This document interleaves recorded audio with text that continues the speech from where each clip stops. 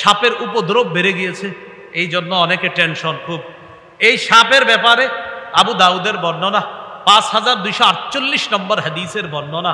এই হাদিসের মধ্যে আসছে রাসূলুল্লাহ সাল্লাল্লাহু আলাইহি সাল্লাম বলেন, মা সালামনা হুন্না মুনজু হারাবনা হুন্না, সাপের সাথে যেদিন থেকে আমাদের যুদ্ধ ঘোষণা করছি সেদিন থেকে এখনো শান্তি চুক্তি করি নাই। নবীজি বলে, সাপের সাথে যেদিন থেকে যুদ্ধ ঘোষণা করেছি আমরা এখনো পর্যন্ত শান্তি চুক্তি করি নাই, যেখানে পাইবা মারবা। নবী বলেন, মান তারাকা শাইআম মিনহুন্না খিফাতান, কেউ যদি ভয়ে সাপ ছেড়ে দেয়, এতে আমার অন্য উম্মতকে তো কষ্ট দিতে পারে ওই সাপ, যদি ভয়ে সাপটারে ছেড়ে দেয় ফালাইসা বিন্না, সে আমার উম্মতের অন্তর্ভুক্ত না। এই সাপ তো আরেক উম্মতের জ্বালাবে আমার, তো এই জন্য ওর সাথে যুদ্ধ ঘোষণা নবীজি বললেন। আবু দাউদের 5249 নম্বর হাদিসের বর্ণনা, আব্দুল্লাহ ইবনে মাসউদ রাদিয়াল্লাহু তাআলা আনহু থেকে বর্ণনা, নবী বলেন, উকতুলুল হাইয়াতি কুল্লাহুন্না, সব ধরনের সাপ তোমরা হত্যা করো। নবী বললেন, সব ধরনের সাপ তোমরা কি করো? হত্যা করো। ফামান খাফা সারাহুন্না ফালাইসা মিন্নি, যে ব্যক্তি সাপের প্রতিশোধের ভয় করে, তাদের প্রতিশোধের ভয় করে, অনেকের ভিতরে কুসংস্কার আছে, সাপ মারলে নিয়ে আবার কোনো প্রতিশোধ নেয়, এর ভাই বোনের আইসানি প্রতিশোধ নেয়, এরকম কুসংস্কার। নবী বলেন, এই ভয় যে করে ফালাইসা মিন্নি, সে আমার অন্তর্ভুক্ত না, আমার উম্মতের অন্তর্ভুক্ত না। আবু দাউদের 5251 নম্বর হাদিসের বর্ণনা। এই হাদিসের মধ্যে আসছে, আব্বাস ইবনুল আব্দুল মুত্তালিব নবীজি সাল্লাল্লাহু আলাইহি সাল্লামকে বললেন, ইন্না নুরিদু আন নাকনিসা জামজাম, হুজুর আমরা জমজম কূপটা পরিষ্কার করি। তো তখন তো মাটি ছিল, আপনারা জানেন জমজম কূপের আশেপাশে মাটি। তো এই জমজম কূপ ঝাড়ু দিতে যাই, পরিষ্কার করতে গিয়ে তখন আমরা দেখি ওখানে ইন্না ফিহা মিন হাদিহিল জিন্নান ইয়ানি আল হাইয়াতিস সিগার, ছোট ছোট সাপ দেখা যায় ওই জমজম কূপের পাশে। এই বাচ্চাগুলোকে মেরে ফেলবো? নবীজি বললেন, উকতুলুল হাইয়াত, তোমরা মেরে ফেলো। আমার নবী সাল্লাল্লাহু আলাইহি সাল্লাম বিকতলিহিন্না, নবী এই ছোট ছোট সাপগুলোও মেরে ফেলার নির্দেশ দিয়েছেন। আবু দাউদের 5251 নম্বর হাদিসের বর্ণনা আর 252 নম্বর হাদিসের বর্ণনা, রাসূলুল্লাহ সাল্লাল্লাহু আলাইহি সাল্লাম বলেন, উকতুলুল হাইয়াত, তোমরা সব সাপ হত্যা করো, বিশেষ করে ওয়াদাত্তু ফিয়াতাইন, ডোরা কাটা সাপ হত্যা করবা, ওয়াল আবতার, লেজ কাটা সাপ হত্যা করবা। ফাইন্নাহুমা, কেননা এই দুইটা ইয়ালতাবিসানিল বাসর, চক্ষু দৃষ্টি শক্তি কেড়ে নেয়। এই দুই সাপ, ডোরা কাটা আর লেজ কাটা, এগুলা দৃষ্টি শক্তি কেড়ে নেয়। আর ওয়াইসকিতানিল হাবালা, এগুলা কি করে? গর্ভের সন্তানকে পর্যন্ত গর্ভপাত ঘটায় দেয়। এই ডোরা কাটা সাপ আর হলো লেজ কাটা, এগুলার তোমরা বিশেষ করে হত্যা করবা। বাঁচবো কিভাবে? একটা দোয়া পড়বো আমরা। তিরমিজির বর্ণনা 3604 নম্বর হাদিস, আমার সাথে একটু বলেন, আউযুবি কালিমাতিল্লাহি তাম্মাতি মিন শাররি মা খালাক। কিছু জায়গায় আছে তাম্মাহ টান নাই, আর কিছু জায়গায় তাম্মাত টান আছে। তো আউযু বিকালিমাতিল্লাহি তাম্মাতি মিন শাররি মা খালাক। এই এলাকার উলামা হযরত যারা আছেন, আপনাদের প্রতি অনুরোধ রইল আর কি, যদি পারেন আপনারা দোয়াটা একটু লেখা লেমনিটিং করে মাদ্রাসার সামনে বা মসজিদের সামনে অথবা এলাকায় মানুষে দিয়ে দিলেন, এই আমলটা যেন করে, 3 বার করবে আমলটা, আউযু বিকালিমাতিল্লাহি তাম্মাতি মিন শাররি মা খালাক। যদিও হাদিসে আসছে রাতের বেলা করার কথা, তো মুহাদ্দিসিনে কেরাম বা উলামায়ে কেরামের বক্তব্যটা সকাল সন্ধ্যা 3 বার করা, সকালে 3 বার, রাতে 3 বার।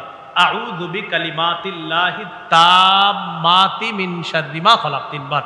বাস্তবিকই আমল করার পর একটি মেয়েকে সাপে দংশন করেছিল, তার কিছু হয়নি। ইয়াকিন রাখতে হবে যে সাপ বিচ্ছু পোকামাকড় থেকে আল্লাহ হেফাজত করে, পরে আল্লাহর উপর তাওয়াক্কুল করা। এইভাবে আমরা চলবো। কোরবানির ঈদ পালন করার পর সাধারণত আমাদের দেশে মেহমানদারির একটা প্রচলন দেখা যায়।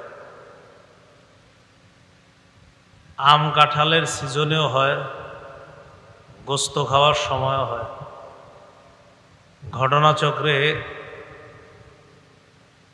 এই বছরের কোরবানি ঈদ, গত বছরের কোরবানি ঈদ এবং হয়তো আরো কয়েক বছরের কোরবানির ঈদ,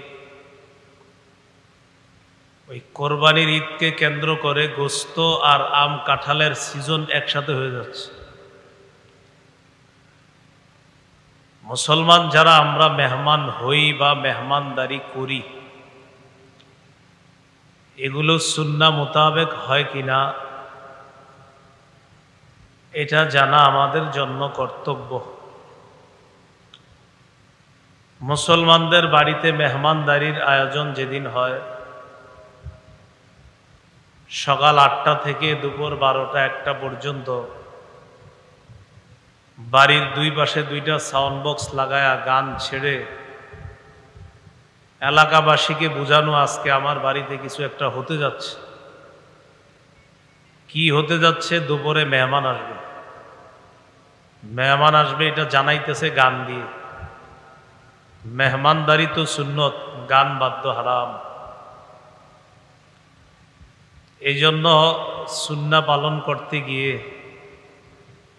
শয়তানের কোনো কর্মকাণ্ড বাস্তবায়ন করা এটা মুসলমানদের জন্য উচিত না।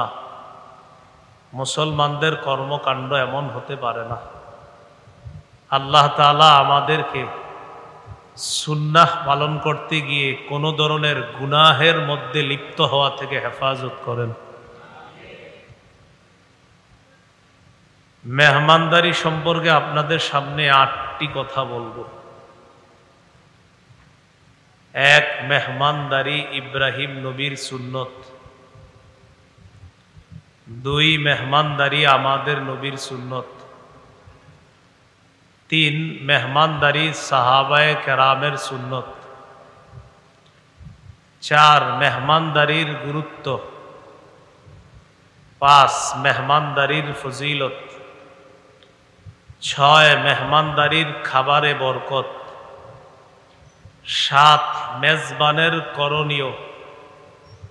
8, মেহমানের করণীয়। এই 8টি কথা আলোচনা হবে। আলোচনা শেষ হবে ইনশাআল্লাহ। মনোযোগ সহকারে কথাগুলো আমরা শুনবো, আমলের নিয়তে যেন শুনতে পারি। আল্লাহ তৌফিক দান করেন। 1 নম্বর আলোচনা, মেহমানদারি ইব্রাহিম আলাইহিস সালামের সুন্নত। সূরাতুজ জারিয়াতের 24 থেকে 27 নম্বর আয়াতে আল্লাহ তাআলা বলেন, হাল আতাকা হাদিসু দাইফি ইব্রাহিমাল মুকরামিন ইয দাখালু আলাইহি ফাকালু সালামা ক্বালা সালামুন কওমুম মুনকারুন। নবী, আপনার কাছে ইব্রাহিম নবীর সম্মানিত মেহমানদের বৃত্তান্ত এসেছে। যখন মেহমানগণ ইব্রাহিম নবীর কাছে প্রবেশ করলেন, প্রবেশ করার পর মেহমানগণ ইব্রাহিম নবীকে সালাম দিলেন। জবাবে ইব্রাহিম নবী মেহমানদের জন্য শান্তির দোয়া করলেন। মনে মনে ইব্রাহিম নবী বললেন, কওমুম মুনকারুন, এরা তো অপরিচিত সম্প্রদায়, এদেরকে তো চিনি না। ইব্রাহিম নবী অপরিচিত কাউকে দেখলে মেহমানদারি করতেন, মুসাফির ভাবতেন যে কোত্থেকে না কোত্থেকে আসছে, এই জন্য মেহমানদারি করতেন। ফারাগ ইলা আহলিহি ফাজাআ বিইজলিন সামিন। ইব্রাহিম নবী দ্রুত চুপিসারে পরিবারের কাছে গেলেন। যাওয়ার পর একটা গরুর বাচ্চা ভাজি করে, এই গো বাচ্চা ভাজি করে তাড়াতাড়ি আনলেন। ফাকররাবাহু ইলাইহিম, ভাজি বাচ্চাটা মেহমানদের সামনে পেশ করলেন। তাফসীরের কিতাবে আসছে, ইব্রাহিম নবী তাকায়া দেখে লম্বা সময় হয়ে গেছে, মেহমানদের হাত খাবারের দিকে যায় না। ইব্রাহিম নবী বললেন, ক্বালা আলা তাকুলুন, আপনারা খান না কেন? আপনারা খাইতেছেন না কেন? মেহমানদারির খাবার আপনারা গ্রহণ করছেন না কেন? ফাআওজাসা মিনহুম খীফা, ইব্রাহিম নবী তাদের ব্যাপারে মনে মনে ভয় পেয়ে গেলেন। ঘটনা কি? এরা কারা? এরা খায় না কেন? মেহমানরা ইব্রাহিম নবীর ভয়ের অবস্থাটা বুঝতে পেরে তারা বললেন, ক্বালু লা তাখাফ, তারা বললেন আপনি ভয় পাবেন না। আমাদেরকে যে মেহমান মনে করতেছেন আপনি, আমরা মেহমান, তবে দুনিয়ার কোনো মানুষ না, আমরা আল্লাহর পক্ষ থেকে প্রেরিত ফেরেশতা। দুটি উদ্দেশ্যে তারা দুনিয়াতে এসেছে।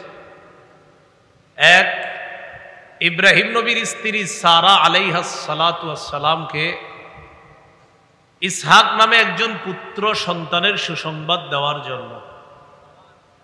দুই, ইব্রাহিম নবীর ভাই হারান, এই হারানের সন্তান লূত আলাইহিস সালাম, অর্থাৎ ইব্রাহিম নবীর ভাতিজা লূত আলাইহিস সালাম যে এলাকার নবী, ওই এলাকাটা ছিল মুতাফিকাহ এলাকা। ওই এলাকার যে জাতি ছিল তাদের 10টা ভয়ঙ্কর খারাপ বদভ্যাস ছিল।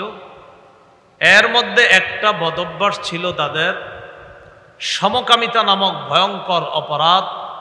এই অপরাধের মধ্যে তারা লিপ্ত হতো। এই অপরাধের কারণে তাদেরকে ধ্বংস করার জন্য ফেরেশতারা দুনিয়াতে আসছে। এই দুইটা উদ্দেশ্যে তারা আসছে। তা আমাদের আলোচ্য বিষয় ওটা না, আলোচ্য বিষয় হলো মেহমানদারি। ইব্রাহিম নবী তাদের সামনে খাবার পেশ করলেন, মেহমানদারি করতে চাইলেন। যাই হোক, তারা ফেরেশতা হওয়ার কারণে গ্রহণ করে নাই।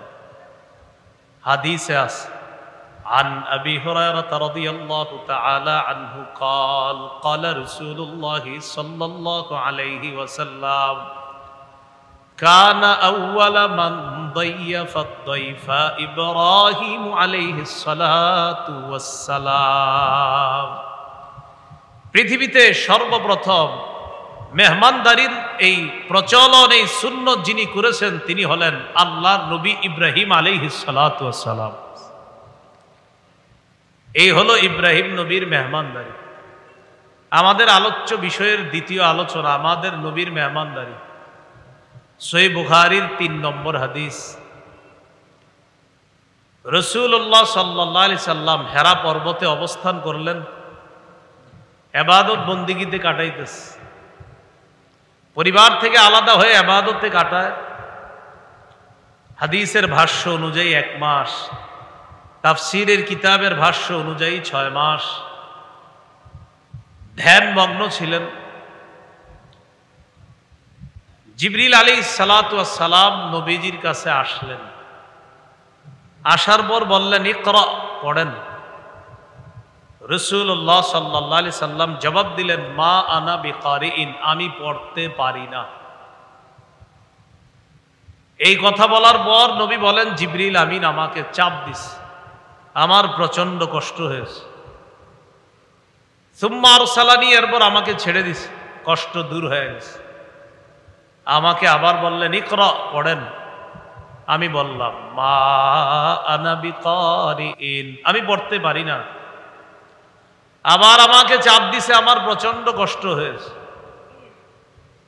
সুম্মা আরসালানি, আবার ছেড়ে দিয়েছে।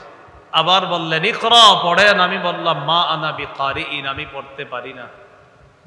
এভাবে কয়েকবার হওয়ার পর জিবরিল আমিন বললেন, ইকরা বিসমি রাব্বিকাল্লাযী খালাক, পড়েন প্রভুর নামে, রবের নামে যিনি সৃষ্টি করেছেন। এই কথা বলার পর আল্লাহ তাআলা নবীর জবানে সূরা আলাকের 5টা আয়াত উচ্চারণের তৌফিক দিয়ে দিলেন। সূরা আলাকের 5টা আয়াত নবীজি উচ্চারণ করলেন। রাজা বিহা ইয়ারজুফু ফুআদু, নবীজির অন্তর কাঁপতেছে। আয়াত নিয়ে নবীজি হেরা পর্বত থেকে আসলেন বাসায়, পরিবারের কাছে। আসার পর বললেন, জাম্মিলুনি জাম্মিলুনি, আমাকে কাপড় দিয়ে ঢাকো, চাদর দিয়ে ঢাকো, বস্ত্রাবৃত করো আমাকে। ফাজাম্মালুহু, তারা নবীজিকে ঢাকলেন। সুম্মা ক্বালা লি খাদিজা আও আখবারাহাল খবরা, রাসূলুল্লাহ সাল্লাল্লাহু আলাইহি সাল্লাম আম্মাজান খাদিজাতুল কুবরা রাদিয়াল্লাহু তাআলা আনহাকে পুরা ঘটনা শোনাইলেন যে কেউ একজন আমার কাছে আসছে, দেখতে বিশাল, আমি ভয় পেয়ে গিয়েছি, এমন এমন ঘটনা ঘটছে আমার সাথে। নবীজি বললেন, লাকাদ খাশিতু আলা নাফসি, আমি নিজের উপর আশঙ্কা করতেছি খাদিজা। খাদিজাতুল কুবরা রাদিয়াল্লাহু তাআলা আনহা জবাব দিলেন, কাল্লা ওয়াল্লাহ মা ইউখজিকাল্লাহু আবাদা, কখনো না, আল্লাহর কসম, আল্লাহ আপনাকে লাঞ্ছিত করবেন না। স্ত্রী তার স্বামীকে এই সান্ত্বনা দিলেন। কেন? আপনার মাঝে কিছু গুণ আছে, এই গুণ থাকার কারণে আমার মন বলছে আল্লাহ আপনাকে লাঞ্ছিত করবেন না। কি গুণগুলা? 1 নম্বর, ইন্নাকা লাতাসিলুর রহিম, আপনি রক্তের সম্পর্ক রক্ষা করেন, আত্মীয়তার সম্পর্ক রক্ষা করেন। 2, ওয়া তাহমিলুল কাল্লা, আপনি অসহায় দুস্থদের বোঝা বহন করেন। 3, ওয়া তাকসিবুল মা'দুম, আপনি নিঃস্ব ব্যক্তির সহযোগিতা করেন।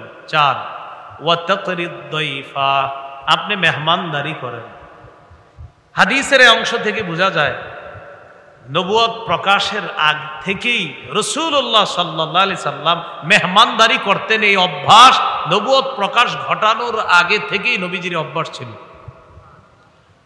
তো 4 নাম্বার, তাকরিদ দাইফা, আপনি মেহমানদারি করেন। 5, ওয়া তুঈনু আলা নওয়াইবিল হক, সত্যের পথে চলতে গিয়ে যারা দুর্দশাগ্রস্ত হয়, যারা বিপদগ্রস্ত হয়, তাদের সহযোগিতা আপনি করেন।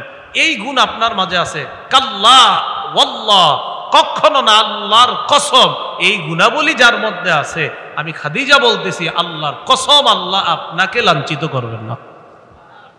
তাহলে এটার মধ্যে একটা কি? মেহমানদারি করা। কি করা? এগুলো আমাদের আলোচ্য বিষয়ের দ্বিতীয় আলোচনা, যে মেহমানদারি নবীর সুন্নত। আমাদের আলোচ্য বিষয়ের তৃতীয় আলোচনা, মেহমানদারি সাহাবায়ে কেরামের সুন্নত।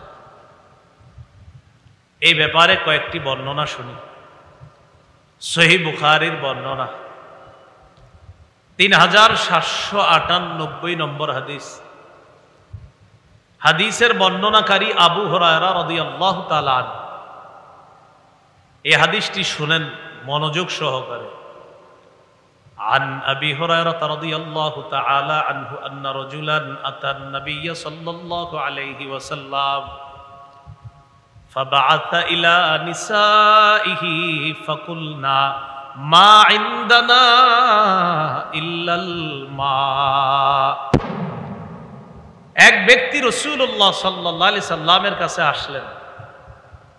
নবীজি অভ্যাস অনুযায়ী তার বিবিদের ঘরে এই তথ্য যাচাই করার জন্য খবর পাঠালেন যে ঘরে মেহমানদারি করার মতো কোনো খাবার আছে কিনা। সব বিবিদের ঘর তালাশ করে তথ্যদাতা, সংবাদদাতা এসে জানাইলেন।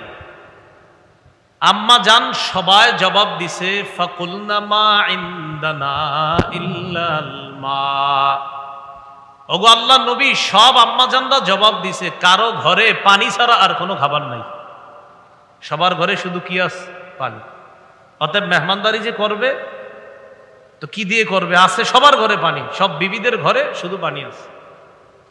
রাসূলুল্লাহ সাল্লাল্লাহু আলাইহি সাল্লাম এরপর বললেন, মাইয়াজুম্মু হাযা আও ইউদিফু হাযা, আচ্ছা তোমাদের মধ্যে কেউ কেউ আছো আমার এই মেহমানকে মেহমানদারি করবা? فقال رجل من الأنصار أنا يا رسول الله।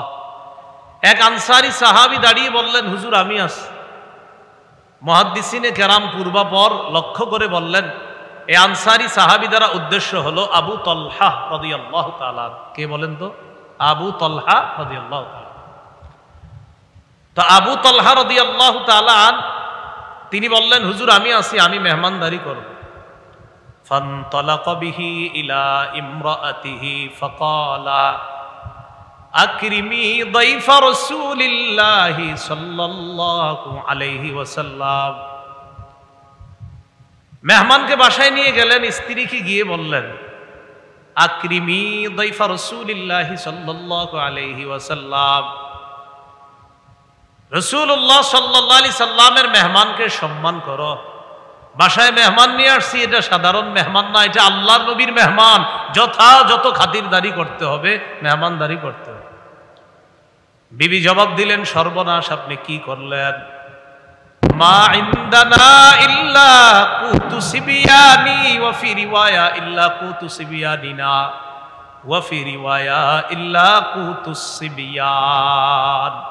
সর্বনাশ, আমাদের ঘরে তো বাচ্চাদের খাবার ছাড়া আর কোনো খাবার নাই। আপনি মেহমান নিয়ে আসছেন, আমার খাবারও নাই, আপনার খাবারও নাই, শুধু বাচ্চাদের জন্য কিছু আছে, এটা বাচ্চাদেরকে খাওয়াইলে শেষ। সাহাবী স্ত্রীকে বললেন, তুমি মন দিয়ে শোনো, তিনটা কথা বললেন স্ত্রী। এক নাম্বার, বাচ্চাদের খাবারটাই তৈরি করো, এটাই মেহমানরে দিবে। দুই নাম্বার, বাচ্চাদেরকে ঘুম পাড়ায় দাও, যেমনি পারো ঘুম পাড়াও।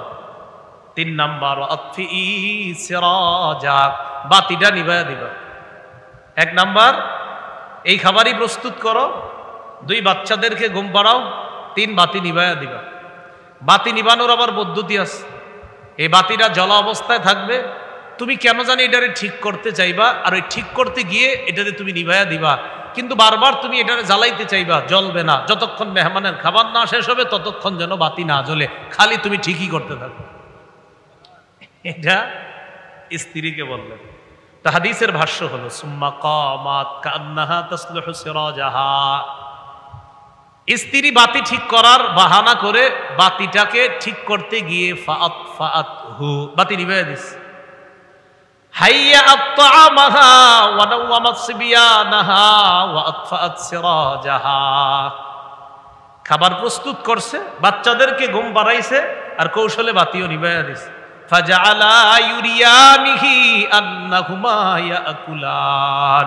ওই দুইজন অভিনয় করে দেখাইতেছে তারাও খাইতেছে। মেহমান সাহেব আপনিও খান, আমি আর আমার বিবিও খাইতেছি, এরকম অভিনয় করে দেখাইতেছে। আসলে টোটাল খাইতেছে একজন, ঘরের যিনি কর্তা তিনিও না খেয়ে আস, তার স্ত্রীও না খাওয়া, বাচ্চাগুলাও না খেয়ে ঘুমাইতেছে, শুধু মেহমান খাইতেছে। আর এই দুই মেজবান অভিনয় করতেছে আমরাও খাইতেছি। আসলে তো অন্ধকার, খালি ঠিক করতে চাইতেছে, আরে বাতিটা জ্বলে না, খা, মেহমান খাইতেছে, কত কষ্ট হইতেছে। এগুলা করতে করতে মেহমানের খানা শেষ। ফালাম্মা আসবাহা গাদা ইলা রাসূলিল্লাহি সাল্লাল্লাহু আলাইহি ওয়াসাল্লাম। সাহাবী সকালবেলা আল্লাহর নবীর কাছে যায়, যাওয়ার পর নবী বললেন, লাকাদ আজিবাল্লাহ ওয়া ফি রিওয়ায়াতিন উখরা দাহিকাল্লাহুল লাইলাতা মিন সানিইকুমা বিদাইফিকুমাল লাইলা। তুমি আর তোমার বিবি গত রাতে কি করছো? তোমার আর তোমার বিবি এই দুইজন মেহমানের সাথে যেই কর্মকাণ্ড করেছ, যে আশ্চর্য মেহমানদারি করেছ, তোমাদের এই মেহমানদারি দেখে আল্লাহ তাআলা খুশি হয়ে তোমাদের কর্মকাণ্ডে আল্লাহ হেসে দিয়েছেন। আল্লাহ হাসছে তোমাদের কর্মকাণ্ডে, আল্লাহ হাসি দিয়েছে তোমাদের কর্মকাণ্ডে। চিন্তা করেন, মাখলুকের কর্মকাণ্ডে খালেক হাসে। সুবহানাল্লাহ। কার কর্মকাণ্ডে? মাখলুকের কর্মকাণ্ডে খালেক খুশি হয়, খালেক হাসে। কি আশ্চর্য কথা! শুধু তাই নয়, কোরআনের আয়াত আল্লাহ নাজিল করে দিয়েছেন। সূরা হাশরের 9 নম্বর আয়াত আল্লাহ নাজিল করে দেয়। আল্লাহ তাআলা বলেন, ওয়া ইউসিরুনা আলা আনফুসিহিম ওয়ালাউ কানা বিহিম খাসাসা। সাহাবায়ে কেরামের অভ্যাস হলো এই, নিজেদের প্রয়োজন থাকা সত্ত্বেও তারা অন্যদেরকে নিজেদের উপর প্রাধান্য দেয়। এটা হলো সাহাবায়ে কেরামের অভ্যাস। আর এই অভ্যাসের প্রশংসা করে আল্লাহ কোরআনে আয়াত নাজিল করে দিয়েছে। এই গেল সাহাবায়ে কেরামের মেহমানদারির একটা দৃষ্টান্ত। আর একটা দৃষ্টান্ত দিই আমরা। ইবনে আবিদ দুনিয়া অনেক বড় একজন আল্লাহওয়ালা, অনেক বড় একজন মুহাদ্দিস। তার কিতাবের 20 নম্বর হাদিস মুহাম্মদ ইবনে সিরিন রহমতুল্লাহি আলাইহি থেকে বর্ণনা। তিনি বলেন, কানা আহলুস সুফফাতি ইদা আমসাও। আহলুস সুফফাহ মানে নবীজি সাল্লাল্লাহু আলাইহি সাল্লামের মদিনায় প্রতিষ্ঠিত মাদ্রাসা, মাদ্রাসাতুস সুফফার ছাত্রদেরকে বলা হয় আহলুস সুফফাহ অথবা আসহাবুস সুফফাহ। এখনো আপনারা যারা হজে যাবেন বা উমরায় যাবেন, আল্লাহ সকলকে যাওয়ার তৌফিক দান করুন। তো হজে বা উমরায় গেলে মসজিদে নববীতে গিয়ে দেখবেন একটা জায়গা পিতলের কালারের মতো একটা শিকল দিয়ে এটা ঘেরাও করা আছে। ছোট্ট এই জায়গাটায় সাহাবায়ে কেরাম ক্লাস করতেন, আর নবীজি তাদেরকে ক্লাস করাইতেন। ওই মাদ্রাসারই ছাত্র আবু হুরায়রা রাদিয়াল্লাহু তাআলা, তিনি এই মাদ্রাসায় থেকে পড়াশোনা করতেন। তিনি বলেন, আলা মিল ইবাতনি, আমি পেটে ভাতে পড়াশোনা করতাম।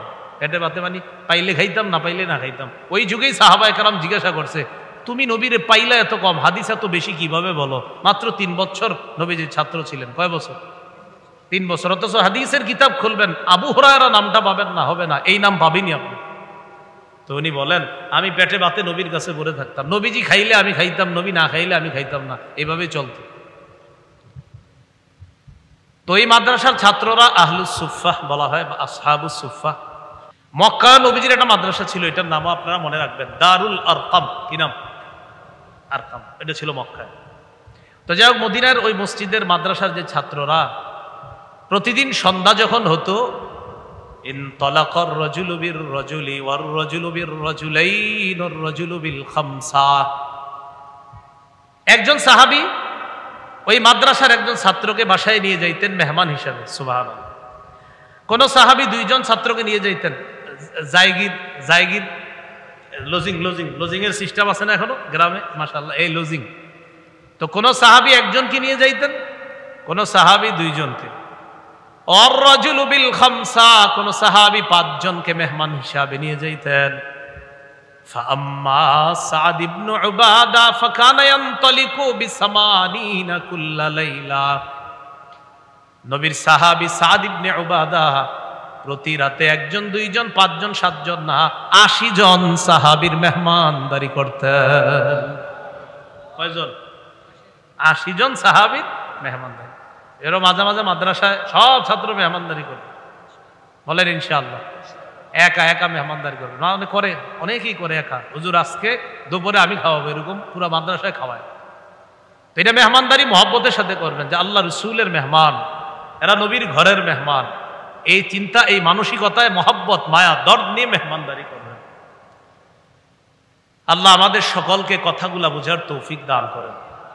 আরেকটা দৃষ্টান্ত নেই, যেই খাবারে মেহমান বেশি হয়, এই খাবার আল্লাহর কাছে সবচেয়ে প্রিয়।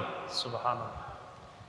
ইবনে আবিদ দুনিয়া তার ওই কিতাবের 49 নম্বর হাদিসে আছে, আন আব্দুল্লাহ ইবনে উমর রাদিয়াল্লাহু তাআলা আনহুমা قال আহাব্বুত তুআমি ইলাল্লাহ মা কাসুরাত আলাইহিল আইদি।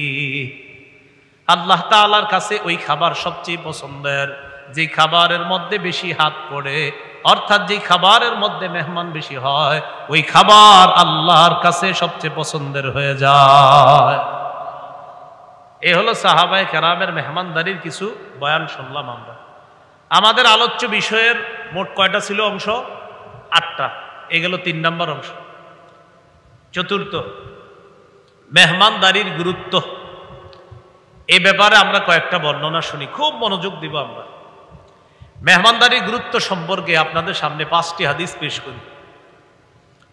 সহিহ বুখারীর বর্ণনা, 6475 নম্বর হাদিসের বর্ণনা। এই হাদিসের মধ্যে আছে, قال رسول الله صلى الله عليه وسلم من كان يؤمن بالله واليوم الآخر فلا يؤذي جاره। যে আল্লাহ বিশ্বাস করে, আখিরাত বিশ্বাস করে, সে যেন প্রতিবেশীকে কষ্ট না দেয়। ওয়া মান কানা ইউমিনু বিল্লাহি ওয়াল ইয়াউমিল আখির ফালইয়াকুল খায়রান আও লিয়াসমুত।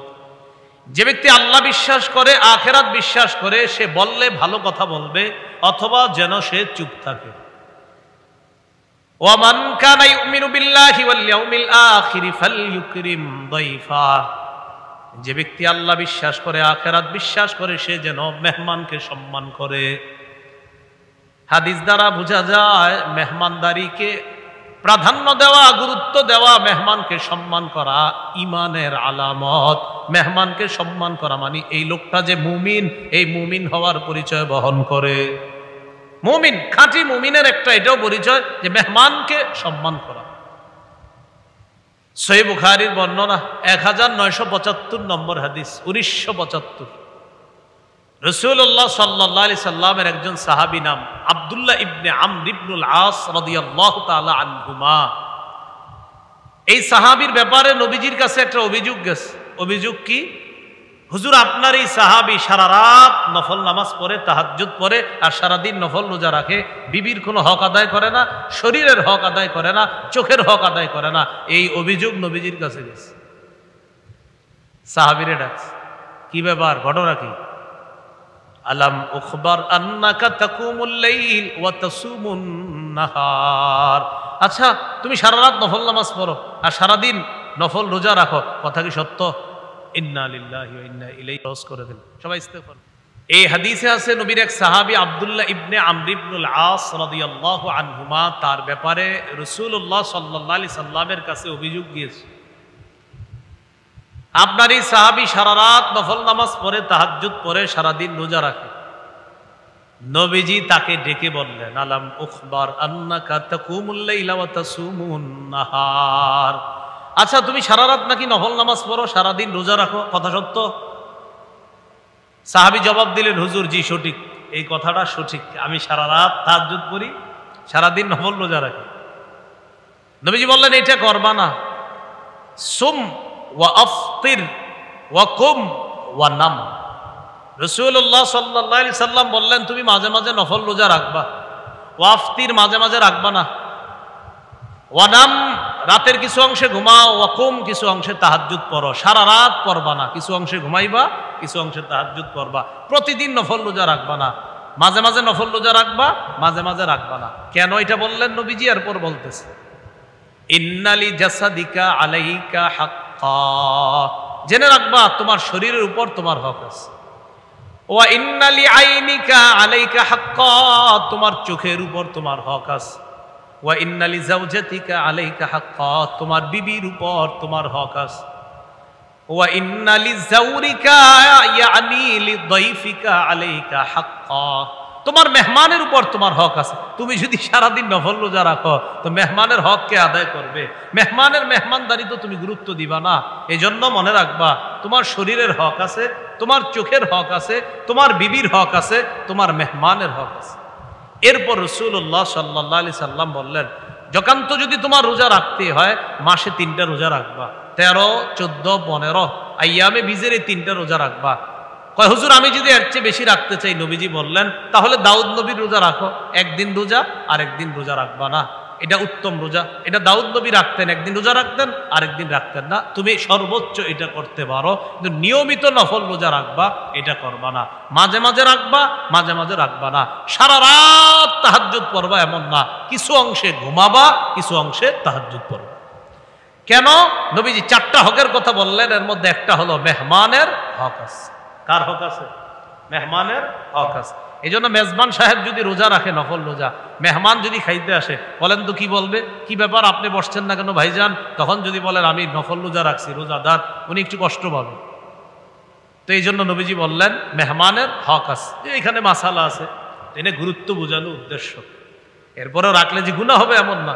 বাকি এখানে আপনার মেজবান মেহমান যারা থাকবে, তো যেদিন মেহমান আমার বাড়িতে আসবে আগে থেকে তো আমার জানা আছে, ওই দিন নফল রোজা না রাখা, যেন তাকে ভালোভাবে আপ্যায়ন করা যায়, রাখলে কিন্তু গুনাহ হবে না।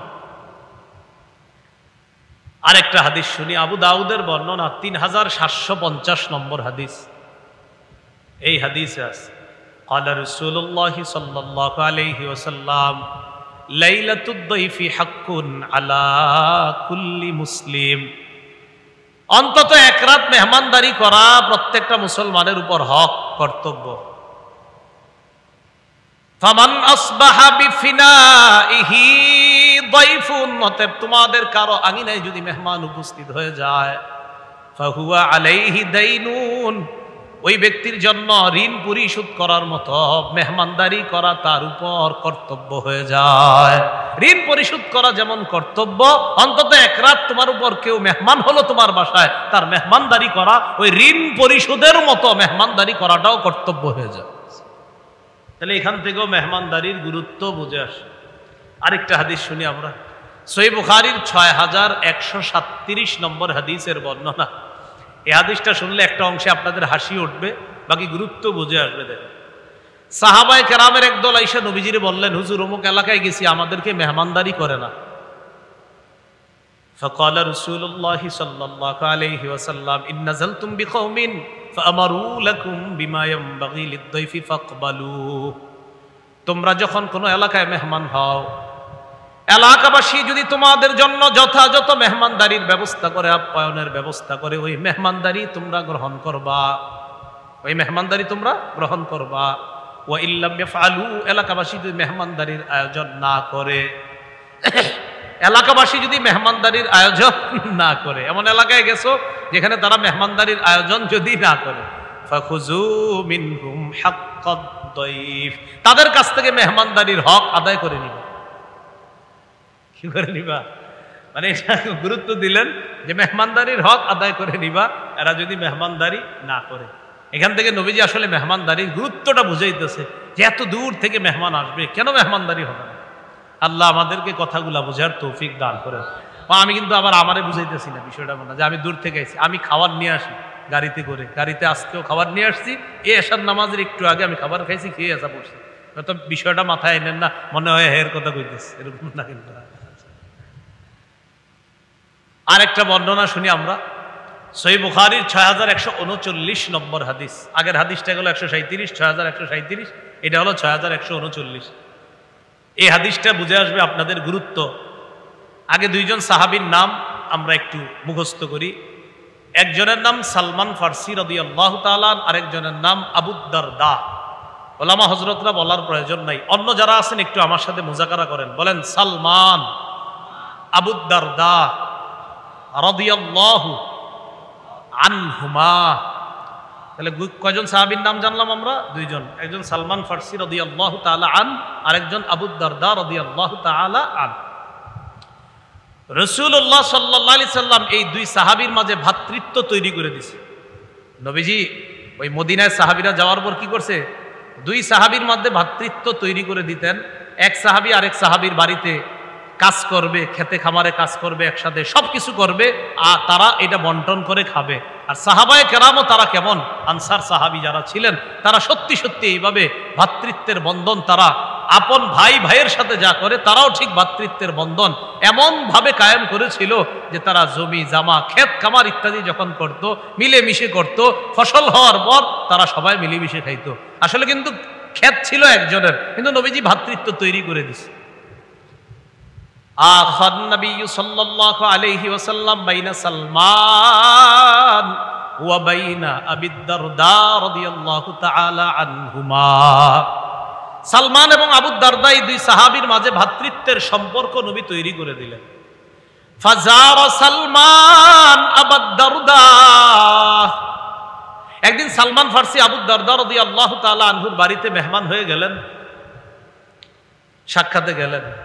ফারাআ উম্মাদ দারদা মুতাবাদ্দিলাতা, আবু দারদার স্ত্রীর গায়ে দেখলেন ময়লা কাপড় চোপড়। প্রশ্ন করলেন, মাশা নুকি, কি ব্যাপার, আপনার শরীরে ময়লা কাপড় চোপড় কেন, আপনার এই অবস্থা কেন? আবু দারদার বিবি জবাব দেয়, আখুকা আবু দারদা লাইসা লাহু হাজাতুন ফিদ দুনিয়া, আপনার ভাই আবু দারদার দুনিয়ার কোনো খবর নাই, বিবি কোথায়, কে কোথায়, কোনো খোঁজ খবর নেয় না, এজন্য আমার অবস্থা। এই কথা বললেন। একটু পরে আবু দারদা বাড়িতে আসছে। খুব বুঝছেন, আবু দারদা রাদিয়াল্লাহু তাআলা আনহুর বাড়িতে সাক্ষাতে আসছে সালমান। তাহলে মেহমানকে সালমান আর মেজবানকে আবু দারদা। আবু দারদা রাদিয়াল্লাহু তাআলা আন বাসায় আসার পর সনা আলাহু তাআমা, খাবার তৈরি করছে, করার পর খাবার সালমান ফারসি রাদিয়াল্লাহু তাআলা আনহুর সামনে দিছে। দেওয়ার পর আবু দারদা বললেন, কুল ফাইন্নি সাইম, ও সালমান আপনি খাবার খান, আমি রোজাদার। তাহলে মেজবান বললেন, আমি রোজাদার, মেহমান আপনি খাবার খান। সালমান জবাব দিলেন, মা আনা বিআকিলিন হাত্তা তাআকুলা, তুমি না খাওয়া পর্যন্ত আমি খাবো না। মেজবান কয় খান, আমি রোজাদার, মেহমান কয় তুমি না খাইলে আমি খাবো না। তাহলে মেজবান রোজাদার, আর মেহমান রে বলতেছে খাও, মেহমান কয় না, তুমি না খাইলে আমি খাবো না। উপায় না দেখে আবু দারদা রোজা ভাঙলেন, নফল রোজা খাওয়ায় সারছে। তাহলে আবু দারদা মেজবান নফল রোজা রাখছিল, উনি খাইলেন, সালমানও খাইলেন। খাওয়ার পর যাই হোক দিন কেটে গেল, এবার রাতে শোয়ার পালা। আবু দারদা রাদিয়াল্লাহু তাআলা যখন রাত হইল, ফালাম্মা কানাল লাইল যাহাবা ইয়াকুম, রাত যখন হয় নামাজের মধ্যে দাঁড়ায় গেছে আবু দারদা। স্ত্রী কোথায়, কে কোথায়, কোনো খবর নাই, নামাজে দাঁড়ায় গেছে। সালমান ডাক দিয়ে বললেন, নাম, এ ঘুমান। আবু দারদাকে বললেন ঘুমান, পরে ঘুমাইছে। একটু ঘুমানোর পর আবার দাঁড়াইছে, দাঁড়ানোর পর আবার নফল নামাজে দাঁড়াবে। সালমান ডাক দিয়ে বললেন, নাম। আরে ঘুমান, এই নাম মানে কিন্তু এটা আপনার বোনের কোনো বাংলা না, এটা নাম, এটা কিন্তু আরবি, ওয়াহেদ মুজাক্কার, হাজেরের সিগা, আমরের সিগা। তো নাম, এই নাম মানি ঘুমান, নাম অর্থ কি ঘুমান। একবার দাঁড়াইছে নামাজে, কয় ঘুমান। আবার দাঁড়াইছে কয় ঘুমান। তাহলে দিনের বেলা নফল রোজা রাখছিল ভাঙাইছে, আর রাতের বেলা নামাজে দাঁড়াইছিল, মানে নিয়ত ছিল সারা রাত নামাজে কাটাই দিবে, কয় ঘুমান। আবার দাঁড়াইছে কয় ঘুমান। ফালাম্মা কানা আখিরুল লাইল, এইভাবে রাত যখন শেষ রাত হয়, দুই সাহাবী তারা কি করলেন, সাল্লায়া, শেষ রাতে দুজন তাহাজ্জুদ করলেন। সকাল যখন হয় আবু দারদা আল্লাহর নবীর কাছে গেলেন। বুঝে থাকলে বলেন আবু দারদা মেজবান নাকি মেহমান? মেজবান। আবু দারদা রাদিয়াল্লাহু তাআলা আন নবীর কাছে গিয়ে বললেন, যাকারা যালিকালা, পুরা ঘটনা বিস্তারিত শুনাইলেন, ইয়া রাসূলুল্লাহ, আমি তো দিনের বেলা নফল রোজা রাখি, সালমান আমারে নফল রোজা রাখতে দেয় নাই, রাতের বেলা আমি সারা রাত নামাজে ইবাদতের মধ্যে কাটায়া দেই, সালমান রাতের বেলা আজকে সারা রাত নামাজ পড়তে দেয় নাই, রাতের শেষ অংশে আমাকে নামাজ পড়তে দিয়েছে। নবীজি বললেন, সাদাকা সালমান। সালমান কি বলছে তোমারে? কয় সালমান আমারে বলছে এরকম সারা রাত না পড়ে কিছু অংশে নামাজ পড়তে, আর আমারে বলছে ডেলি এরকম রোজা না রাখা মাঝে মাঝে নফল রোজা রাখতে। নবীজি বললেন, সাদাকা সালমান, সালমান সত্য কথা বলছে। হাদিসের গুরুত্ব বুঝে আসে যেই অংশটা, এটা হলো মেহমানের সম্মানে মেজবান নফল রোজা পর্যন্ত ভেঙে ফেলতে হয়েছে। এই মেহমানের গুরুত্ব বোঝার জন্য আমরা এই হাদিসটা নিতে পারি। এইগুলো আজকে আমাদের আলোচ্য বিষয়ের আলোচনার 4 নাম্বার আলোচনা। মনে আছে না? মেহমানদারি বিষয়ে কয়টা আলোচনা জানবো আমরা? 8টা। 4 নাম্বার গেল মেহমানদারির গুরুত্ব। 5 নাম্বার আলোচনা মেহমানদারির ফজিলত। মেহমানদারির কি ফজিলত, এই ব্যাপারে কয়েকটি হাদিস শুনি আমরা। তিরমিজির বর্ণনা 1855 নম্বর হাদিস। এই হাদিসে আছে, ক্বালা রাসূলুল্লাহ সাল্লাল্লাহু আলাইহি ওয়াসাল্লাম, উ'বুদুর রহমান ওয়া আত'ইমুত তাআম ওয়া আফশুস সালাম তাদখুলুল জান্নাতা বিসালাম। আল্লাহ নবী বলেন 3টা আমল করবা। উ'বুদুর রহমান, রহমানের ইবাদত করবা। 2 নাম্বার আত'ইমুত তাআম, খাবার খাওয়াও, মেহমানদারি করো। 3 নাম্বার আফশুস সালাম, সালামের ব্যাপক প্রচার ঘটাও। তাদখুলুল জান্নাতা বিসালাম, নিরাপদে জান্নাতের মেহমান হয়ে যাও। ইবাদত করো, মেহমানদারি করো, সালামের ব্যাপক প্রচার প্রসার ঘটাও, নিরাপদে জান্নাতে প্রবেশ করো। তাহলে আমরা কি শিখলাম ফজিলতে? মেহমানদারি করা জান্নাতে যাওয়ার কারণ। আরেকটা ফজিলত জানি আমরা, মেহমানদারি করলে জান্নাতের অনিদ্য সুন্দর বালা খানার মালিক পাওয়া যায়। সুবহানাল্লাহ। তিরমিজির বর্ণনা 2527 নম্বর হাদিস, 2527 নম্বর হাদিস। এই হাদিসে আছে, ক্বালা রাসূলুল্লাহ সাল্লাল্লাহু আলাইহি ওয়াসাল্লাম, আল্লাহ নবী বলেন, ইন্না ফিল জান্নাতি লাগুরাফা ইউরা বুতুনুহা মিন যুহুরিহা ওয়া যুহুরুহা মিন বুতুনিহা। জান্নাতের কিছু বালাখানা আছে এমন, যেই বালাখানার সৌন্দর্য ভিতরের সৌন্দর্য বাহির থেকে, আর বাহিরের সৌন্দর্য ভিতর থেকে দেখা যায়। বিদেশের কিছু বাড়ির এই সৌন্দর্য দেখবেন আর বলবেন, আল্লাহ এত সুন্দর। তো দুনিয়ার বাড়ি যদি আপনার এত সুন্দর লাগে, আল্লাহর জান্নাতের সেই রাজপ্রাসাদ বালাখানা কত সুন্দর হবে। নবীজি এই সুন্দর বালাখানার কথা বলার পরে গ্রাম্য ব্যক্তি দাঁড়িয়ে বললেন, লিমান হিয়া ইয়া রাসূলুল্লাহ, এত সুন্দর বালাখানা কাদের জন্য প্রস্তুত করে রাখছে আল্লাহ? নবীজি বললেন, 4 গুণওয়ালা মানুষের জন্য। কয় গুণ?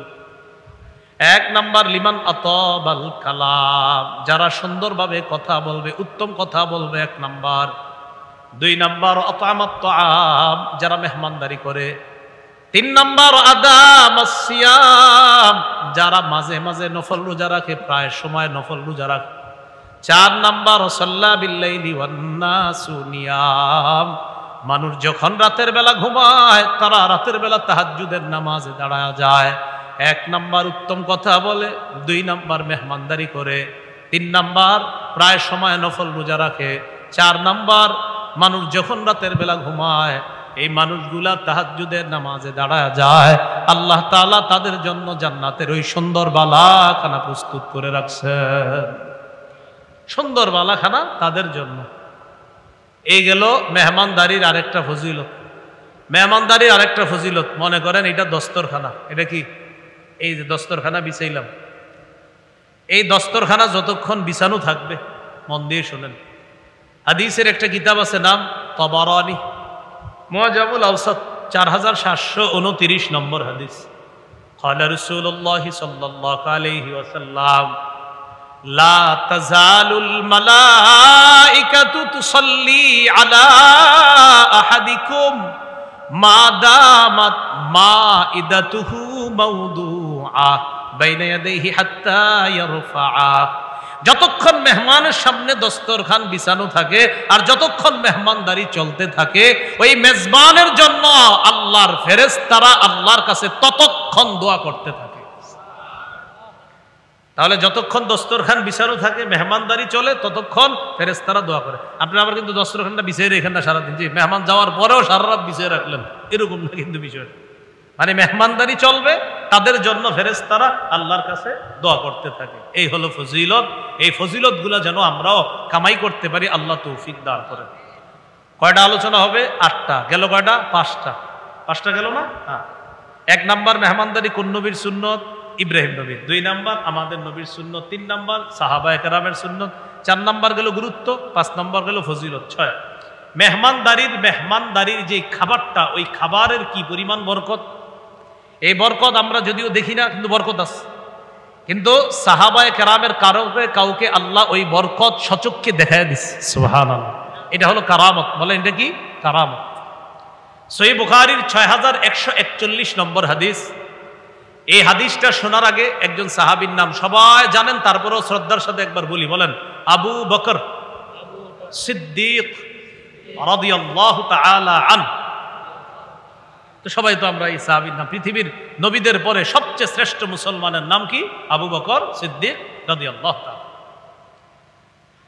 আবু বকর সিদ্দিক রাদিয়াল্লাহু তাআলা আনহুর ছেলের নাম আব্দুর রহমান। ক্বালা আব্দুর রহমান ইবনু আবি বকরিন, আব্দুর রহমান ইবনে আবু বকর ঘটনাটা আমাদেরকে শোনাইতেছে। তিনি বলেন, জা আবু বকরিন বিদাইফিন লাহু আও বিআদিয়াফিল্লাহ। একদিন আবু বকর সিদ্দিক রাদিয়াল্লাহু তাআলা একজন অথবা কিছু মেহমান নিয়ে বাসায় আসছে।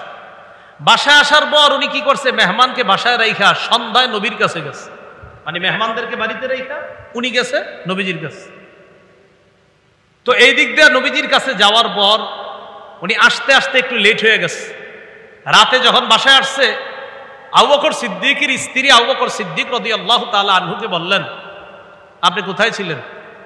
ইহতাবাস্তা আন আদিয়াফিক অথবা আদাইফিক। আপনি নিজেরে কোথায় রাখলেন মেহমানদের থেকে? মেহমানদেরকে বাড়িতে রেখে কোথায় চলে গেলেন? আবু বকর সিদ্দিক রাদিয়াল্লাহু তাআলা আনহু বললেন, মা আশাইতিহিম, তাদেরকে কি তুমি এখনো রাতের খাবার দাও নাই? ভাই এ দুটো কথা সবার বুঝে আসছে তো? মানে তিনি ছিলেন না তো বলতেছে, তার মানে কি আমি ছিলাম না বলে কি মেহমানদেরকে খাবার দাও নাই? কয় বিষয়টা এমন না, আপনি ছিলেন না, মেহমানদেরকে খাবার দেই কি করে? তখন আবু বকর সিদ্দিক কি করলেন? উনি রাগ করলেন। গদিবা আবু বকরিন, রাগ করলেন। ফাসাব্বা, উনি বকাঝকা করলেন। শুধু বকাঝকা না, হালাফা আল্লাহ ইয়াতামা, উনি শপথ করে ফেললেন, তোর আমি খাবো না আজকে। উনি শপথ করলেন, আমি আজকে খাবো না, তুমি মেহমানরা এখনো খাবার দিলা না। এই কথা বললে আব্দুর রহমান, ওই যে ওনার ছেলে, তা আব্দুর রহমানকে আমি বুঝতেছি যে আম্মারে বকাঝকা করার পর এখন আমারে বকাঝকা করবে, এই জন্য ইখতাবা, তো আমি লুকিয়ে গেছি আগে থেকে। আমারে আব্বা আড়াল থেকে বলতেছে, এই কোথায়? হাদিসের শব্দটা যেটা, এটার অর্থ হলো ওহে মূর্খ, তুই কোথায়? বাবা তো সন্তানকে এটা বলতেই পারে, সাবধান, এটা কিন্তু বাবা তার সন্তানকে বলছে, আমরা বলতেছি না। এই তুই কোথায়? তুমি কোথায় ছিলে তখন? একজন বাবা তার শাইখুল হাদিস ছেলেরও এই কথা বলতে পারে, এটা কোনো সমস্যা না। বাবা সন্তানকে এটা বলতে পারে, হ্যাঁ বুঝো না কিচ্ছু, মূর্খ কোথাকার, এটা বাবা সন্তানকে বলতে পারে, সমস্যা না। তো আবু বকর সিদ্দিক রাদিয়াল্লাহু তাআলা ছেলেরে বলতেছে, তুমি কোথায়? তো আমি জানি যে আব্বা এখন আমার উপর রাগ করবে, এই যে আগে থেকে লুকিয়ে দিয়েছি। তা আব্বা শপথ করছে খাবে না। এদিক দিয়ে হালাফাতিল মারআহ, মারআ দ্বারা উদ্দেশ্য আম্মা, আম্মাও শপথ করছে, আল্লাহ তাতআমা হাত্তা ইয়াতআমা, যে আপনি যদি না খান আমিও খাবো না। কয়জন হইল শপথের সংখ্যা? 2 জনের। মেহমানরা শপথের কথা শুই না, হালাফু আল্লাহ ইয়াতআমু, এরাও শপথ করছে আমরাও খাবো না, হাত্তা ইয়াতআমা, আবু বকর যতক্ষণ না খাবো। কি ঘটনা ঘটে গেল? উনিও খাবে না, ঘরওয়ালি উনিও খাবে না, মেহমানরাও খাবে না। আবু বকর সিদ্দিক বললেন, আমি বুঝে ফেলছি আমাদের এই সবার কর্মকাণ্ড এগুলা শয়তানের কাজ, বলি নাউজুবিল্লাহ। ফাদআ বিত-তাআম, উনি খাবার আনাইলেন, আনার পর উনি শপথ ভাঙলেন, আকালা নিজে খাইলেন, আকালু সবাই খাইলেন, ফাজআলু লা ইয়ারফাউনা লুকমাতান ইল্লা রাবা, দেখেন ইল্লা রাবা মিন আসফালিহা আকসারু মিনহা, যখনই লোকমা উঠায় ওই লোকমার নিচে খাবার আগের চেয়ে আরো বেড়ে যায়। একটা লোকমা খাবার উঠায়, খাবার নিচে দিয়ে আরো বাড়ে। এই যে বরকত, ওই বরকত আমরা দেখি না, কিন্তু আসলে বরকত হয় মেহমানদারির খাবারে। আল্লাহ ওই বরকতটা আবু বকর সিদ্দিক এবং যে মেহমান ছিল বাসায় সবাইরে দেখায় দিয়েছে। এটা ছিল সিদ্দিক আকবরের কারামত, আবু বকর সিদ্দিক রাদিয়াল্লাহু তাআলা আনহুর কারামত। তো দেখেন এই যে মেহমানদারির খাবারে বরকত হইতেছে। তো এইখান থেকে আমরা কি বুঝতে পারলাম মেহমানদারির খাবারে বরকত কেমন বরকত। দেখেন এই বরকতি খাবার থেকে সবাই শপথ করে বলছিল আমি খাবো না, উনি বলে আমি খাবো না, মেহমানরা কয় আমি খাবো না, অথচ আল্লাহ দেখাই দিলেন দেখছো তোমরা কোন খাবার না খেয়ে শপথ করলা, যে এই খাবার না খেয়ে কিভাবে শপথ করো, এটা তো বরকতি খাবার। সুবহানাল্লাহ। এই জন্য আল্লাহ এটা দেখাই দিচ্ছে। এইগুলো আমাদের 6 নম্বর আলোচনা। 7 নম্বর আলোচনা মেজবানের করণীয়। মেহমান যখন বাসায় আসবে মেজবান এগিয়ে গিয়ে স্বাগত জানাবে, সালাম দিবে, মুসাফা করবে। রাসূলুল্লাহ সাল্লাল্লাহু আলাইহি সাল্লাম বলেন মামিন মুসলিমাইনি ইয়ালতাকিয়ান ফায়াতাসাফাহান ইল্লা গুফিরা লাহুমা ক্বাবলা আন ইফতারিকা। দুই মুসলমান যখন সাক্ষাৎ করবে, মুসাফা করবে, তারা পৃথক হওয়ার আগেই তাদের গুনাহগুলা মাফ হয়ে যায়। তাহলে মেহমান আসলে তার সাথে সাক্ষাৎ করা, এই কথাটা মনে রাখা মেজবানের 1 নম্বর করণীয়। 2 নম্বর করণীয় তাড়াতাড়ি মেহমানদারির আয়োজন করা। তাড়াহুড়া করা শয়তানের কাজ। বলেন তাড়াহুড়া কার কাজ? বলেন তাড়াহুড়া কার কাজ? তবে বলেন সবাই তবে 5টি কাজ আমাদের তাড়াতাড়ি করা উচিত। প্রথম কথা, তাড়াহুড়া কার কাজ? তবে আমাদের কয়টি কাজ তাড়াতাড়ি করা উচিত? 5টি। 1 নম্বর মেহমানদারি করা, 2 নম্বর মৃত ব্যক্তিকে দ্রুত দাফন করা, 3 নম্বর কুমারী মেয়েকে দ্রুত বিয়ের ব্যবস্থা করা, 4 নম্বর ঋণ থাকলে ঋণ পরিশোধ করা, 5 নম্বর গুনাহ থেকে এখনই তওবা করা, দেরি না করা। এই 5 কাজ তাড়াতাড়ি করতে হবে, এগুলো শয়তানের কাজ না। এর মধ্যে একটা হলো মেহমানদারি করা। 4 কাজে মুসলমানদের অলসতা করা উচিত নয়। কয় কাজে? 4 কাজে। 1 নম্বর বাবার সম্মানে আসন ছেড়ে দেওয়া, এখানে অলসতা করা যাবে না। আব্বারে কি বসতে দিমু না দিমু না, দিমু মানে আপনি যত বড় হন আপনার আব্বা দাঁড়ায় থাকবে নাকি? আপনি উঠে যাইতে হবে, আব্বা বসেন, সে আপনি যত বড়ই হন। আব্বারে বসতে দিমু কিনা এই টেনশনও করা যাবে না। এলো 1 নম্বর বাবার সম্মানে আসন ছেড়ে দেওয়া, এই ক্ষেত্রে অলসতাও করা যাবে না, টেনশনও করা যাবে না। কিসের টেনশন? আব্বারে বসতে দিতে হবে। 2 নম্বর মেহমানের মেহমানদারি করা, এখানে অলসতা করা যাবে না। 3 নম্বর যানবাহনের পরিচর্যা করা। ওই যে মোটরসাইকেল চালান যারা আপনারা, এটা বারবার পরিচর্যা করতে হবে। যারা গাড়ি চালান এটারে পরিচর্যা করতে হবে, এটার কোনো ঝামেলা আছে কিনা এই পরিচর্যা করতে হবে, এক্ষেত্রে অলসতা করা যাবে না। এটা গেল আপনার 3 নাম্বার। তো এই ক্ষেত্রে কি করা যাবে না বলেন তো? অলসতা করা যাবে না। 4, কোনো আলেম, সে যেই কোনো আলেম হোক, যেই এলাকার আলেম হোক, শুধু ঢাকার আলেমকে সম্মান এমন না, স্থানীয় ওলামায়ে কেরাম যারা, সবাইকে, কোনো আলেমকে সম্মান করার ক্ষেত্রে অলসতা না করা। যেমন ঢাকার যারা আসে তাদেরকে এমন সুন্দরভাবে বসান, স্থানীয় আলেমদেরকে এত সুন্দরভাবে কিন্তু বসান না, কিন্তু বিষয়টা সুন্দর হয় না। কোনো আলেমকে সম্মান করার ক্ষেত্রে এই জাতীয় অলসতা করা যাবে। আলেম, তার মধ্যে কোরআন আছে, হাদিস আছে, বাস তাকে সম্মান করতে হবে, সে বিবারিয়ার হোক আর ঢাকার হোক। এই কথাটা মাথায় রাখা। তো এই 4 কাজে অলসতা না করা। 1 নম্বর বাবার সম্মানে আসন ছেড়ে দেওয়া, 2 নম্বর মেহমানদারি করা, 3 নম্বর যানবাহনের মেরামত করা। লোকমান হাকিম শুনছেন না নাম, ওনার উপদেশ। আর 4 নম্বর হলো কোনো আলেমের সম্মান করা, এক্ষেত্রে কোনো রকম অলসতা করা যাবে না। আর কয় কাজ তাড়াতাড়ি করতে হবে আমাদের? তাড়াতাড়ি কার কাজ? শয়তানের। আমাদের তাড়াহুড়া কয়টা কাজ করতে হবে? 5টা। এর মধ্যে একটা হলো মেহমানদারি করা, এই কথা মনে রাখা। মেজবানের 3 নম্বর করণীয় হলো উত্তম খাবার পরিবেশন করা। গোস্ত এখন সিজনের উত্তম খাবার। সহিহ বুখারীর 4712 নম্বর হাদিসের বর্ণনা, উতিয়ান নবী সাল্লাল্লাহু আলাইহি সাল্লাম বিলাহমিন, নবীর কাছে গোস্ত আনা হলো। ফারুফিয়া ইলাইহি জিরা, নবীর কাছে বাহুর অংশ দেওয়া হলো, গোস্তের রানের অংশ। কানাত তুজিবহু, রানের অংশটা নবী পছন্দ করতেন। আপনারা আবার ঢালাওভাবে রান চাইেন নাকি মেজবানের বাড়ি থেকে? 1 রান কয়জনকে খাওয়াবো? ভাই নবী পছন্দ করতেন আর কি গোস্ত, এর মধ্যে আপনার রানের অংশ এটা পছন্দ করতেন। কানাত তুজিবহু, খুব পছন্দ করতেন। নাহসা মিনহা নাহসা, নবীজি এইভাবে মজা করে নিজে দাঁত দিয়ে কামড়িয়ে খাইতেন। সুবহানাল্লাহ। এই খাবার দিতে পারেন। আরেকটা হলো বকরির গোস্তের পায়া, এটা নবী পছন্দ করতেন, বকরির পায়া। তো এটাও আপনি মেহমানরে পরিবেশন করতে পারেন, এটা নবীজি খুব পছন্দ করতেন, যে বকরির পায়া। এটা হলো মেজবানের করণীয়, এটা তার সামনে পরিবেশন করা। মেজবানের পঞ্চম করণীয়, কোনো কারণে যেন মেহমানের সম্মানহানি না হয়, এদিকে খেয়াল রাখতে হবে। লূত আলাইহিস সালামের ঘরে মেহমানরা বসা, লূত নবীর জাতি আসছে, আসার পরে যে তাদের বদভ্যাস ছিল, ওই অভিপ্রায় তারা ব্যক্ত করলো। লূত নবী তাদেরকে বললেন, ফাত্তাকুল্লাহ, আল্লাহকে ভয় করো, ওয়ালা তুহজুনি ফি দয়ফি, আমার মেহমানদের ব্যাপারে আমাকে লাঞ্ছিত করো না, অপমান করো না, তারা আমার মেহমান, এই মেহমানদেরকে তোমরা অপমান করো না, তাদের সামনে আমারে অপমান করবা না।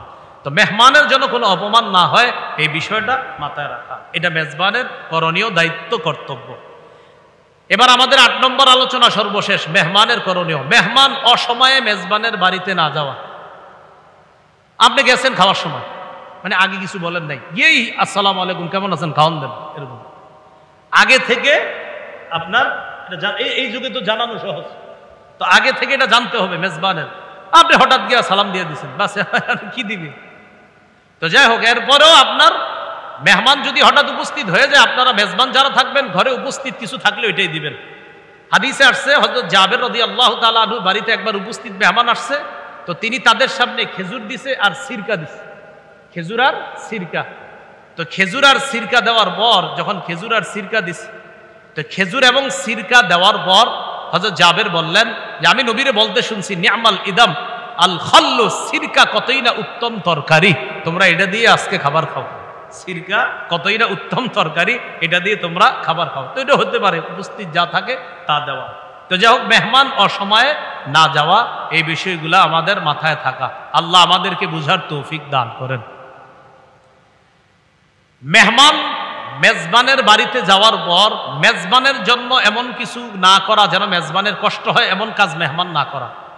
যেমন একটু বুঝেন, এলাকায় কেউ আসছে আলেম, ওনারে আপনারা এক বাসায় নিয়ে গেছেন মেহমানদারি করতে, তো সাধারণত কোনো বুজুর্গ আলেম আসলে তার সাথে দেখা করার জন্য এলাকাবাসী যায়, এটা হতে পারে। যেমন কথার কথা, আমাদের কুমিল্লার আল্লামা মুফতি মুশতাকুন নবী কাসিমি সাহেব, ওনার হাজার হাজার লাখ লাখ ভক্ত আছে, তো তাকে এই এলাকায় নিয়ে আসলেন, তো স্বাভাবিকভাবে হাজার হাজার মানুষ আসবে তার সাথে দেখা করার জন্য, ঠিক আছে। যার বাসায় নিছেন বলেন তো, ওই বাসার মেজবান কি হাজার হাজার মানুষের মেহমানদারির আয়োজন করছে? করে না। তো ওনার সাথে আপনারা 30-40 জন ঘরে গেছেন, যাওয়ার পর মেজবানের মাথায় আছে আমি হুজুরের সহ সর্বোচ্চ 10 জনে মেহমানদারি করবো, বেচারায় ওই অনুযায়ী মেহমানদারির আয়োজন করে, কিন্তু 30 জন বসে রয়েছে। ওই বেচারায় আপনার চানাচুর দেয়, কাঁঠাল দেয়, আম দেয়, কমলা দেয়, লেবু দেয়, আঙ্গুর দেয়, আনার দেয়, বুঝা এটি খায় একটু তাড়াতাড়ি যান, যায় না, না যাবো না। ভাই এগুলা কিন্তু না করা, বুঝছেন, এগুলা মাথায় রাখা, যে 30 জন মানুষকে তো আর তারা ভারী খাবার দিবে না, দেখা হয়েছে, দোয়া চান, চলে আসেন, শেষ। এই জন্য এই বিষয়গুলো কিন্তু মাথায় রাখা। সহিহ মুসলিমের বর্ণনা, লা ইয়াহিল্লু লিমুসলিমিন আইয়ুকিমা ইনদা আখিহি হাত্তা ইউসিমা, কোন মুসলমানের জন্য এটা বৈধ নয় যে সে তার ভাইয়ের কাছে এতটা সময় অবস্থান করবে যে তার মেজবান ভাইকে সে কষ্ট দেয়। সাহাবী প্রশ্ন করলেন, কাইফা ইউসিমুহু, হুজুর কষ্টটা কিভাবে দেয়? কাইয়ুকিমা ইনদা আখিহি, এমন ভাবে অবস্থান করে, লা শাইআ লাহু ইউকাররিবুহু বিহি, যে মেজবানের ঘরে আর কিচ্ছু থাকে না এর দেওয়ার মতো, কিন্তু হে উঠবো না, আমি বসে আরো দেন, এরকম। তো এটা না করা। আবার আরেকটা হতে পারে, 10 জন মেহমান হয়ে গেছেন কোথাও, তো যিনি মেহমানদারি করবে ওনার ঘরে ধারণ ক্ষমতা 5 জনের, তাহলে উনি কয়জন করে খাওয়াবে? 5 জন, বাকি 5 জন বাইরে আছে, হয়তো চেয়ার টেবিল দিবে যে একটু বসেন। এখন যেই 5 জন ভিতরে পাঠাইছেন আপনারা খাইতে, ওনারা খাইছে, খাওয়ার পর একটু দই হইলে ভালো হইতো, তো দই খায়, আরো সব খায়, পান সুপারি যা আছে সব বের হয় না, মাথায় আনে না যে আরো 5 জন বাহিরে। আর মেজবানও তো লজ্জায় বলতে পারতেছে না যে আল্লাহর হস্তে এবার ওঠেন না, আপনার ঘরে যা আছে দেন, এবার বালিশ দেন, একটু শুই। তো এটা কিন্তু না করা, এটা কষ্ট মেজবানের। ভাই এটা ইসলাম, এটা আমাদেরকে ইসলাম এই শিক্ষা দিছে যে মেহমান এমন কাজ না করা যেটা মেজবানের কষ্ট হয়, এটা না করা। মনে থাকবে তো কথাগুলো ইনশাল্লাহ সবার? তো এরকম কোনো আচরণ না করা যে আচরণের কারণে মেজবান কষ্ট পায়, এমন আচরণ না করা। মেহমানের 3 নম্বর করণীয় হলো মেহমান খাবার খাওয়ার পর মেজবানের জন্য দোয়া করা। আরবিতে পারলে আরবি, বাংলায় পারলে বাংলা। আরবি যদি পারেন, আল্লাহুম্মা বারিক লাহুম ওয়া ফীমা রাযাকতাহুম, আপনি এটা বলতে পারেন আল্লাহ তাদেরকে তাদের রিজিকে আপনি বরকত দিয়েন, ওয়াগফির লাহুম, তাদেরকে আপনি মাফ করেন। আপনি বাংলায় বলবেন আল্লাহ তাদের রিজিকে বরকত দিয়ে দিয়েন, তাদেরকে আপনি মাফ করে দিন। সহিহ মুসলিমে দোয়াটা আছে। আরো দোয়া করতে পারেন, আল্লাহুম্মা আত'ইম মান আত'আমানি, আল্লাহ যিনি আমাকে খাওয়িয়েছেন তাকে আপনি খাওয়ান। ওয়াসকিমান সাকানি, যে আমাকে পান করিয়েছে তাকেও পান করান। কোন নুসখা আছে মান আসকানি, যে আমাকে পান করিয়েছে তাকেও পান করান। আরো দোয়া করতে পারেন আপনি এই দোয়াটা, আকালা তাআমাকুমুল আবরার, তোমাদের খাবার যেন নেককার মানুষরা খায়। এই বাংলায় কথাটা বলা যাবে না বলেন? আর হাদিসেও আছে লা ইয়াকুল তাআমাকা ইল্লা তাকিয়ুন, এ মানুষ আমার উম্মত তোমরা শোনো, তোমার ঘরের খাবারটা ভালো মানুষরা ছাড়া যেন অন্যরা না খায়, তাকওয়া বা নেককার মানুষরাই যেন তোমার খাবারটা গ্রহণ করে। মেহমানদারির ব্যাপারে এই 8টা কথা আমরা জানলাম। সর্বশেষ যেটা জানলাম মেহমানের করণীয়, 7 নাম্বার জানলাম মেজবানের করণীয়। যদিও এই বিষয়গুলো আমরা হাসির ছলে নেই, বিষয়গুলো একটু গুরুত্ব দিয়ে না, মেজবান আর মেহমানের বিষয়গুলা খুব গুরুত্ব সহকারে নেওয়া। আল্লাহ আমাদের সকলকে কথাগুলা বোঝার তৌফিক দান করেন।